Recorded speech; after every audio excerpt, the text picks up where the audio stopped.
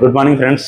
నేను మీ V Ganesh, Maheshwari lab, doctor B Rajarao పిల్లల హాస్పిటల్, బెల్లంపల్లి. ఫ్రెండ్స్, నేను ఈరోజు చిన్న హెల్త్ టాపిక్ చెప్దామని మేము ముందుకు వచ్చాను. ఏంటంటే ఈ సీజన్లో, అంటే రైనీ సీజన్లో ఈజీగా స్ప్రెడ్ అయ్యే డిసీజ్ ఏంటంటే టైఫాయిడ్.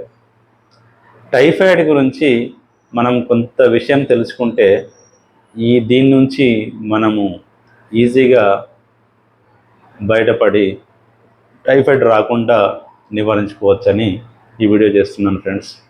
ముఖ్యంగా మన ఇండియాలో హైజీన్ తక్కువ ఫ్రెండ్స్.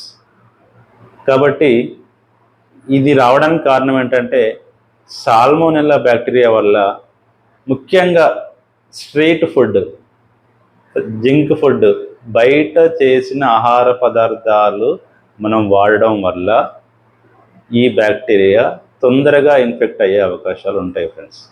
కాబట్టి ఈ వర్షాకాలంలో బయట ఫుడ్, జంక్ ఫుడ్ దాదాపుగా అవాయిడ్ చేయగలిగితే, మరియు మనం తాగే నీటిని శుభ్రంగా ఉంచుకోగలిగితే ఈ టైఫాయిడ్ రాకుండా మనం అందరము కాపాడుకోవచ్చు ఫ్రెండ్స్.